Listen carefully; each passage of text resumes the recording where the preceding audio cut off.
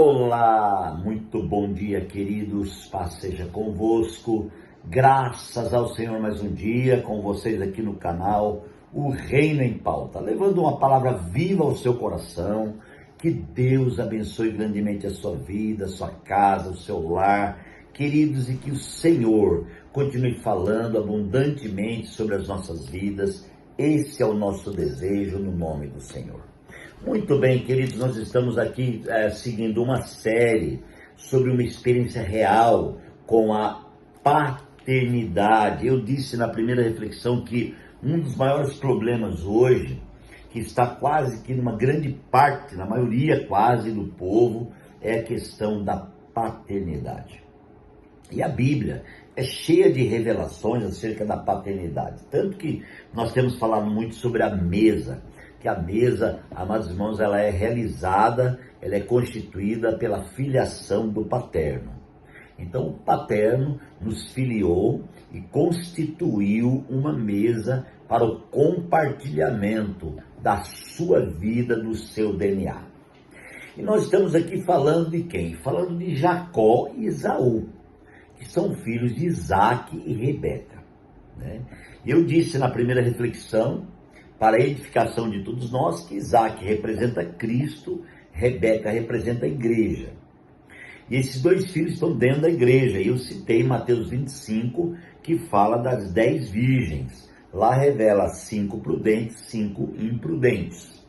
A imprudência, queridos, é algo real no meio do povo chamado de cristão.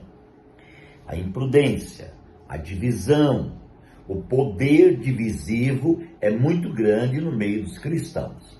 Então essa barriga de Rebeca, que são esses dois povos, eles continuam, amados irmãos, se realizando. Eles continuam brigando, eles continuam se dividindo.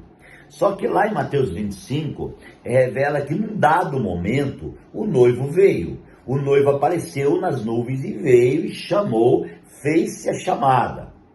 E então as virgens prudentes acordaram e começaram a se preparar para encontrar com o noivo. As imprudentes também acordaram e perceberam que não tinham subsídio de preparação. O que é o subsídio de preparação? Era a reserva de azeite para suprir os lampadários que estavam se apagando, uma vez que dormiram muito tempo. E então o noivo apressou e disse: venham, vamos embora. E as imprudentes disseram às prudentes: empresta-nos azeite, porque nós não temos e não dá tempo de comprar. E elas disseram: nós não podemos emprestar, porque senão vai faltar para nós. E o resultado foi que 5 virgens imprudentes ficaram e não foram para as bodas por falta de azeite na vasilha. Gente, esse assunto é muito sério e é muito grave quando nós meditamos e trazemos para a nossa realidade. Eu disse que Isaac representa, amados irmãos, Deus, Jesus, e a igreja, né? A Rebeca representa a igreja. Eu e você estamos dentro dessa igreja. Eu e você estamos sendo constituídos dentro dessa igreja ao longo de muitos anos. O grande problema é que já passou muitos anos e ainda os chamados de cristãos, tá, estão em divisão. O problema é esse: Jacó e Esaú se dividiram ainda no ventre. Então, mesmo que você possa dizer: eu tenho fé, eu amo o Senhor, analisa o teu interior. Querido, com certeza você vai ter um pouco de divisão com alguém. Seja com o irmão da fulano, ciclano, irmão da igreja tal, igreja B, igreja C, mas existe uma certa divisão. E o pior, a divisão, ela acontece, queridos, baseada no conceito que cada um tem. Então, o meu conceito diz para mim: você está mais certo, porque você recebeu tal visão, tal revelação e está na palavra.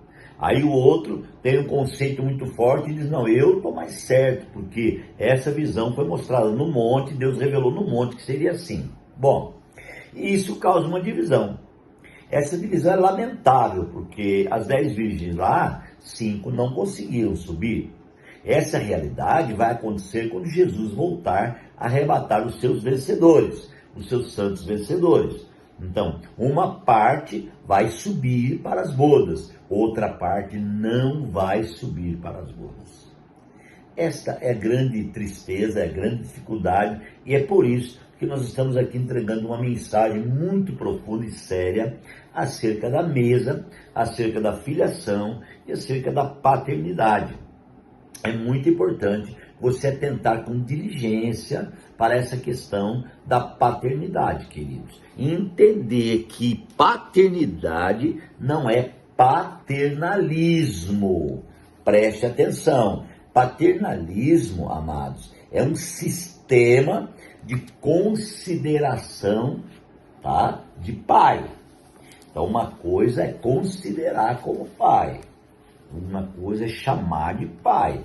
Existem culturas, como por exemplo, alguns países da África, que é normal o irmão chamar o outro de pai. Agora, irmãos, Deus não nos chamou para uma visão paternalista. Deus nos chamou para uma visão do paterno. A visão do paterno difere do paternalismo. Não é aquela visão de consideração, de respeito, é muito mais do que isso. A visão do paterno é aquela visão do DNA compartilhado. É a realidade da paternidade. É quando você vai fazer um DNA, por exemplo, né, e você descobre que aquela criança é seu filho porque tem o seu DNA. Então, o paterno compartilhou o seu DNA conosco através da cruz do seu filho. Derramando sangue precioso, ele então nos inseriu nessa filiação real. Então, amados, nós não somos apenas filhos adotivos, não. Somos adotivos porque o Senhor veio para Israel, não sei o que tal. Sim, isso é verdade. Mas eu e você não somos simplesmente adotivos, não. Nós temos o DNA do Pai. Por ter o DNA do Pai, nós podemos chamá-lo de Abba Pai. Diz lá em João, que é meu pai, meu papaizinho, eu tenho direito contigo, eu considero o Senhor está comigo, é algo extremamente profundo. Então, não vamos confundir paternalismo com paternidade.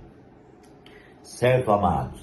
E aqui no livro, no texto que nós estamos aqui lendo, o que fala? Jacó e Esaú estavam dentro do ventre de sua mãe e ali já começou uma divisão. Olha que coisa, mesmo no ventre de sua mãe, protegidos no ventre de sua mãe, começou uma divisão.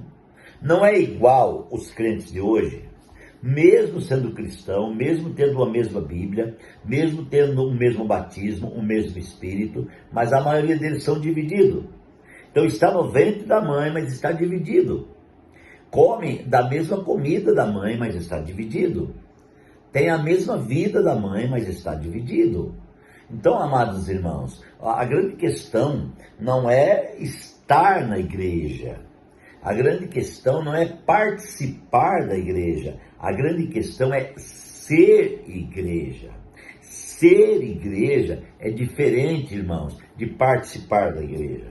É diferente de fazer parte da doutrina da igreja. Ser igreja é ser constituído com a vida de Deus na vida da igreja. Então aqui Jacó e Esaú estão dentro da barriga e começa uma briga. E a mãe começa a achar estranho. Claro que acha estranho, é muito estranho. Dois cristãos, dois irmãos, duas pessoas que têm o mesmo Deus, a mesma visão, o mesmo DNA, começaram a brigar. E Jacó e Esaú, aqui diz a palavra, que começaram a brigar, e então Rebeca foi buscar uma direção. Rebeca, sua mulher, engravidou, e os meninos empurravam dentro dela, pelo que disse: por que está acontecendo isso? Foi então consultar ao Senhor, e disse o Senhor: duas nações estão em seu ventre, já desde as suas entranhas. Olha que coisa, irmãos. Dois povos se separarão, um deles será mais forte do que o outro, o mais velho servirá ao mais novo. Meu Deus, o mais velho quem quer, irmãos? Esaú, que é o primogênito. Servirá o mais novo, quem que era? Jacó. Jacó nasceu agarrado, amados irmãos, ao calcanhar do seu irmão. De tanto que brigava, e aquela briga, aquela separação para ele entrar na frente, ele entra na frente, amado, e nasce agarrado ali, né, com o seu irmão, porque ele não queria, irmãos, que o seu irmão fosse primogênito, ele queria que ele fosse primogênito. Esse era o desejo de Jacó, ser o primogênito. Amados, pense comigo, esse desejo é bom ou não? Claro que é bom. Jacó tinha sede da primogenitura. Mas o que é a primogenitura? A primogenitura tinha uma bênção prescrita na lei que o primogênito receberia. Amados, o pai, ele abençoaria o seu filho, né, num certo ponto da sua vida. E Jacó desejou afetuosamente essa bênção. Então, aqui eu já posso concluir essa segunda reflexão dizendo a você que essa paternidade que eu estou falando estava dentro de Jacó. Esse desejo de comunhão paterna ou com o paterno estava dentro de Jacó. Jacó se sentiu filho primogênito. Enquanto Esaú, seu irmão, por mais que ele estava na visão da primogenitura, ele não dava nem aí com a primogenitura. Ele não queria nem saber de primogenitura. É o que está acontecendo hoje com uma parte da vida dos irmãos da igreja, daqueles que dizem eu sou crente, eu creio na palavra. Eles se afastaram, amornaram, estão de um jeito estranho, então eles não estão prestando atenção na realidade que já foi ganha da palavra. Gente, é muito forte. Eu queria que você pensasse nesse momento e trouxesse para você como você está, qual é sua atitude na terra como filho. Você entende, amados irmãos, acerca da paternidade, e você vive a paternidade, ou você está vivendo apenas um paternalismo, uma consideração, uma demonstração? O que você está vivendo na realidade? Pai, obrigado por esse momento. Fica conosco e nos abençoe em nome de Jesus. Amém. Que Deus abençoe a sua vida. Um grande abraço e até amanhã.